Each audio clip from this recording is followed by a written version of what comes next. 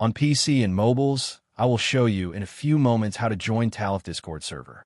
It's the same method on both PC and mobiles. For this, we will open a browser on your PC or mobile, can be whichever. In my case, I will use Microsoft Edge. Now click on a URL bar and type this URL to be able to join this Discord server.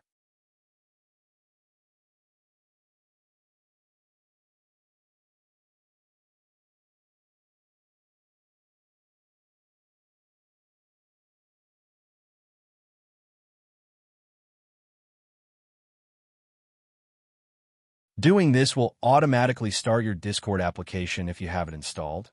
Then click Join, and you'll have access to the Discord server.